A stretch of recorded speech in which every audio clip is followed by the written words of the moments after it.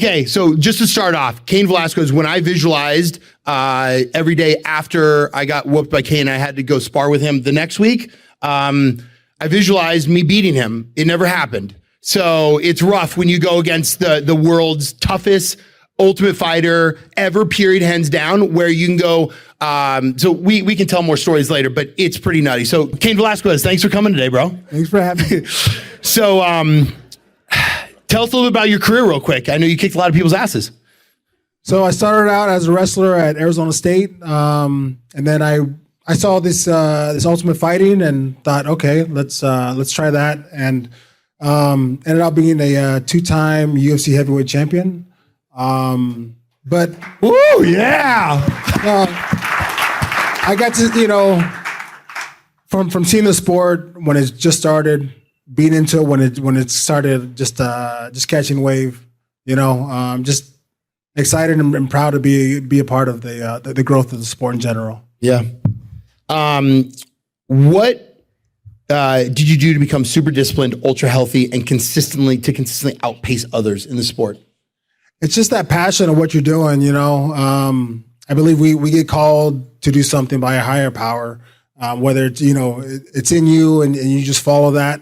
I didn't know what I was doing necessarily. I know that I was essentially just learning on myself, learning my limitations, which we don't have limitations, just the ones that we put on ourselves. It's knowing how much heart we have.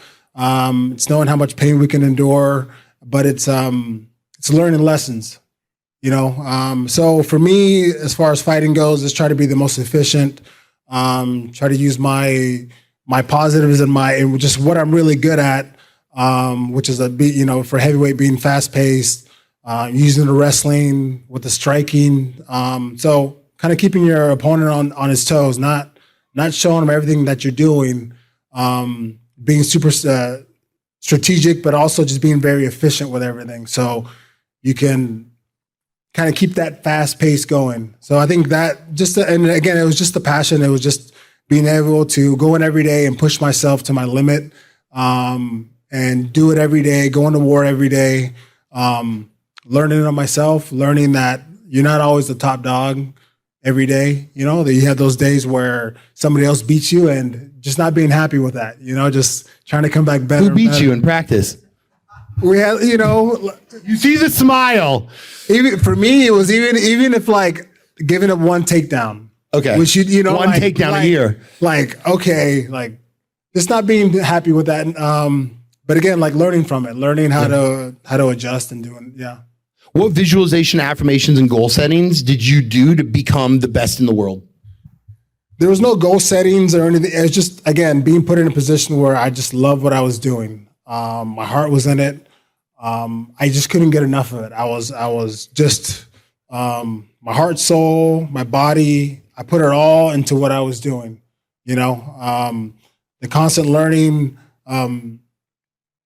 When fights would come up, I always have that visualization of like being put in certain positions and being able to, being comfortable in there, knowing that no matter what happens, you're always good. I'm comfortable. I've trained for this.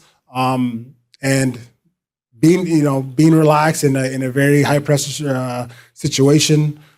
So it was a lot of just self-learning, but just that passion and that hunger for what you're doing every day. It was that, just following that. What is the biggest lesson you've learned from being a pro athlete? Biggest lesson I learned, so many lessons.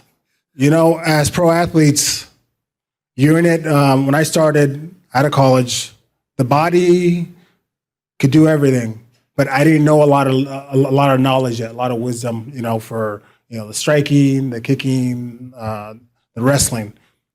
You get to like a midpoint where the body can't do everything that it once could, but now you have a lot of the techniques. Then you get to the end where the body really can't take much, but so much, and you're as efficient. You're the most efficient. Then you know it all. You know how to impose your will on someone else. So it's like getting hit with limitations and still making it work. still making the best out of what you have. It's just doing that, it's, yeah. Tell me what you're up to today. Up to today? Because you're transforming minds. So up to today, working with the Global Fight League. I'm one of the managers for Team Dubai. It's a team-based MMA group.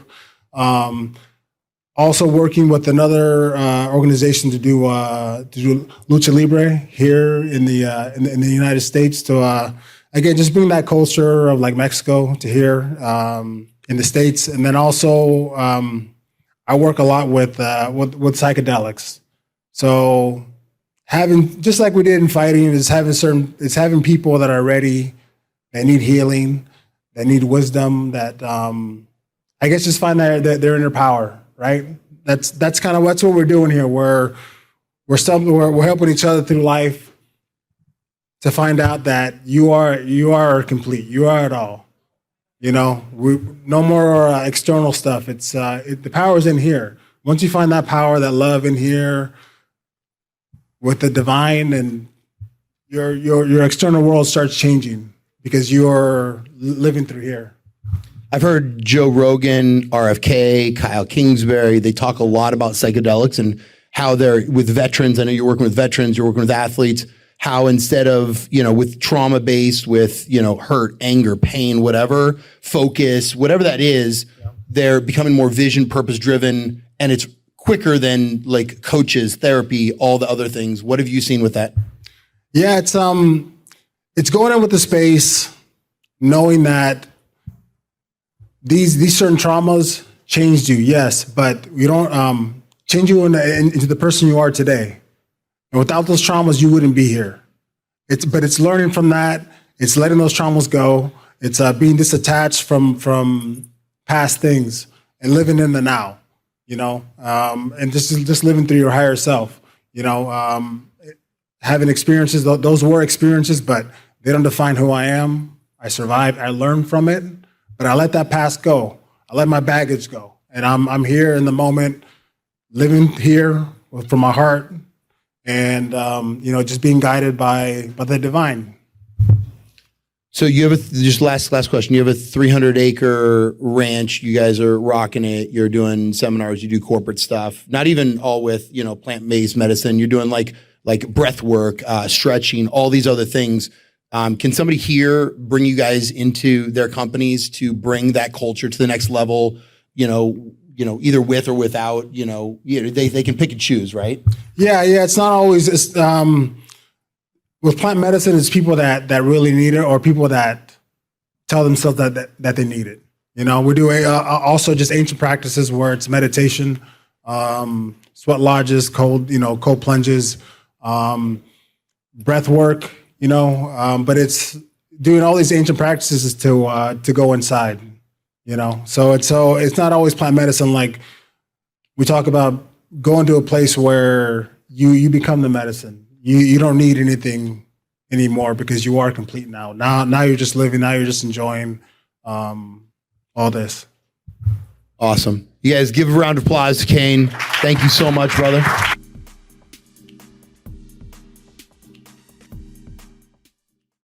If you are a founder, raising capital, developing real estate, or you're an investor, would love for you to get involved in the Family Office Club. I've run this community for 18 years now. We've hosted 300 live events. We have 17 million social media group members and followers. We have the #1 YouTube channel on family offices. We have the #1 most popular podcast on family offices. You can learn more about us and our membership options at familyoffices.com. We have 30 in-person events planned in 2026 and another dozen events this year. Please go to familyoffices.com to learn more.